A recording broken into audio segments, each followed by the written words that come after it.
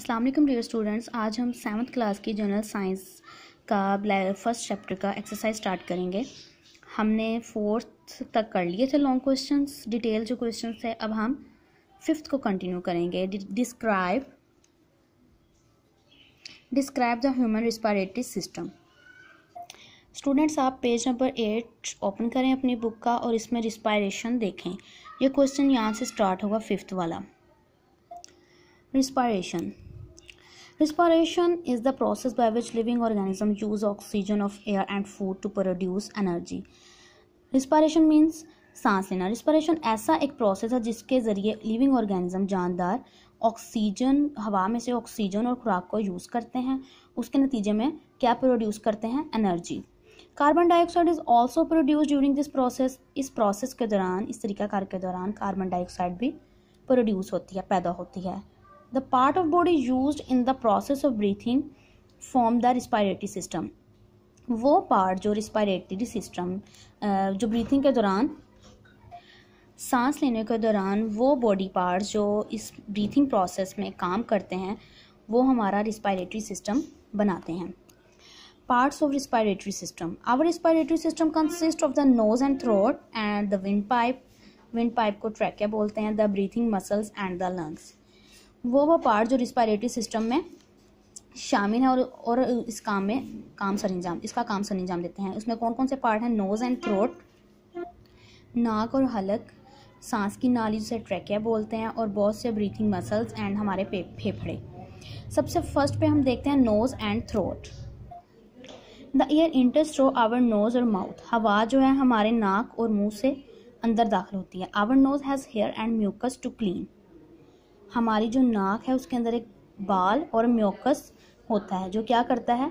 हवा को clean, moisture and warm the air, जो कि हवा को साफ, नमदार और गर्म करता है। Mucus is a sticky liquid. Mucus जो है वो एक स्टिकी सा लिक्विड है। Dust particles and germs present in the air stick to the mucus. क्या होता है? जब हवा के अंदर जो जरासीम होते हैं और उसके अंदर जो डस्ट पार्टिकल्स होते हैं वो इस म्यूकस के साथ स्टिक मतलब चिमट जाते हैं। The air enters the throat. The air enters the throat and passes through the larynx. हवा जो है हमारे हलक में से होती हुई लेरेंक्स में जाती है। Our vocal cords are present in the larynx to produce sound. हमारे वोकल कॉर्ड्स यहाँ पे लेरेंक्स में पाए जाते हैं जो कि साउंड प्रोड्यूस करते हैं। सेकंड इसका पार्ट देखें। सेकंड इसका पार्ट है ट्रेकिया या विंड पाइप, यानी कि सांस की नाली। Air passes from the larynx into the trachea और विंड पाइप। जब लेरेंक्स में से हवा पास होती है तो वो उसके बाद ट्रेकिया या सांस की नाली में आ जाती है। Our windpipe is made of C shaped rings of cartilage. हमारी जो सांस की नाली है वो सी शक्ल के हलकों से बनी होती है जिसको क्या कहते हैं? Cartilage. These rings keep our windpipe open. ये जो हल्के हैं हमारी सांस की नाली को खुला रखते हैं। Mucus and tiny hair in the trachea also filter the air. Mucus और टाइनी हेयर, छोटे छोटे बाल यहाँ पे होते हैं जो कि सांस की नाली में पाए जाते हैं, जो हवा को और साफ कर देते हैं। नेक्स्ट पेज पे आ जाए, page number 9। Bronchi and lungs. The trachea divided into 2 branches called bronchi. Singular bronchus. Bronchi carry air into the lungs. Trachea जो सांस की नाली है आगे जाकर 2 शाखों में तकसीम हो जाती है जिसे कहते हैं ब्रोंकाई, और वाहिद या सिंगुलर को ब्रोंकस कहेंगे। Bronchi carry air into the lungs. Bronchi क्या करती है? उस हवा को हमारे फेफड़ों तक ले जाती है। Our lungs are the most important organs of the respiratory system. हमारे निज़ाम तनफ़ुस में फेफड़ों का बहुत अहम किरदार है। ये जो इसमें बहुत इंपॉर्टेंस है इनको। In each lungs the bronchus divide into smaller tubes called bronchioles. हर फेफड़े में जो ब्रोंकस है वो और छोटे छोटे ट्यूब्स में तकसीम हो जाता है जिसे क्या कहते हैं? Bronchioles. At the end of each bronchiole, tiny air sacs called alveoli are present. Her bronchiole के आखिरी सिरे पर छोटी छोटी हवा की थैलियाँ होती हैं जिन्हें क्या कहते हैं? alveoli. Alveoli are surrounded by blood capillaries. alveoli को ब्लड की जो कैपिलरीज होती हैं, खून की नालियाँ, उन्होंने घेरा होता है। When we breathe in, the air enters the lungs and reach the alveoli. जब हवा हम अंदर लेके जाते हैं तो हमारे फेफड़ों में चले जाती है और उसके बाद वो एल्वुलाई में चले जाती है। Each of the air passes through the walls of alveoli into the capillaries. Oxygen of the air passes through the walls of alveoli into the capillaries. Oxygen है जो हवा में से ऑक्सीजन आती है वो कहाँ से पास करती है? एल्वुलाई की दीवारों से। उसके बाद वो कहाँ चले जाती हैं? उसकी कैपिलरीज, उसकी नालियों में। The red blood cells carry this oxygen to every cell of our body. Red blood cells क्या करते हैं? उस ऑक्सीजन को हमारी बॉडी के हर पार्ट में पहुंचाते हैं। Cells in our body use oxygen and food to produce energy and carbon dioxide. हमारी बॉडी के सेल क्या यूज़ करते हैं? ऑक्सीजन और खुराक।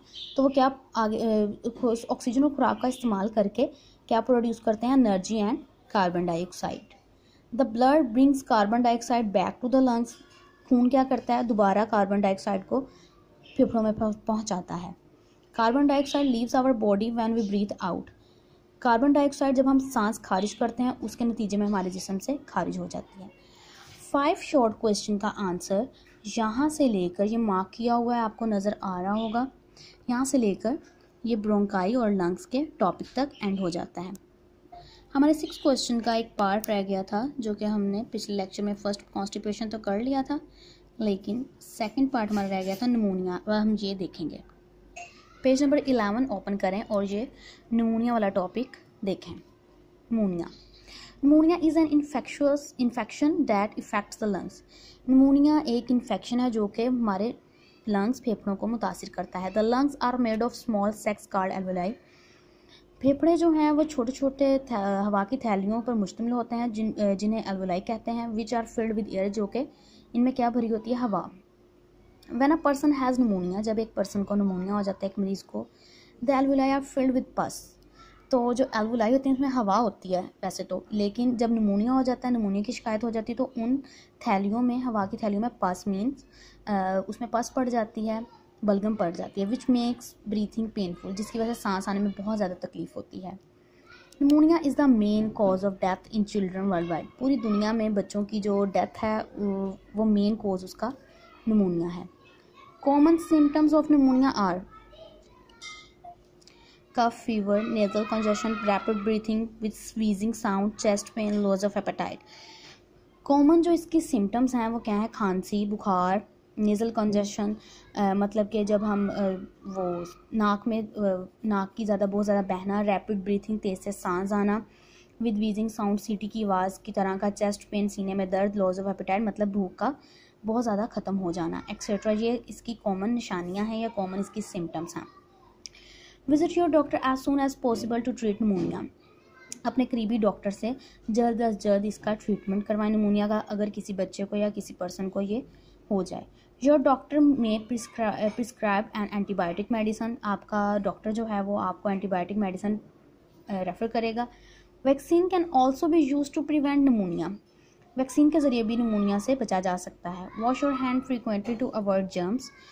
जरासीम से बचने के लिए अपने हाथों को अक्सर धोएं, फ्रीक्वेंटली उसको वॉश करें। यूज़ अ टिश्यू और हैंडकरचीफ व्हेन यू कफ और स्नीज।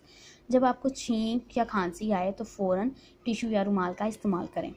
ये 6 क्वेश्चन भी हमारा मुकम्मल हो गया है। इस एक्सरसाइज का हमारा लास्ट क्वेश्चन था लेबल द डायग्राम। आपको ये डायग्राम नज़र आ रही है। सबसे पहले आप अपनी बुक ओपन करें और ये मेरे साथ साथ इसको लिखते जाएं। ये है टीथ, देन माउथ, इस नाली को ओसोफेगस कहते हैं। ये हमारा लीवर है मीन्स जिगर। ये पैंक्रियाज है, पित्ता नहीं, पैंक्रियाज इसको बोलते हैं। लार्ज इंटेस्टाइन, बड़ी आंत, stomach, small intestine and last पे इनस। आपने इसको ऐसे ही राइट कर लेना है और इसको अच्छी तरह याद करना है। हमारा फर्स्ट चैप्टर उसकी एक्सरसाइज कंप्लीट हो गया। इंशाल्लाह नेक्स्ट क्लास में हम अपना सेकंड चैप्टर कंटिन्यू करेंगे। आज के लिए इतना ही। अल्लाह हाफिज़।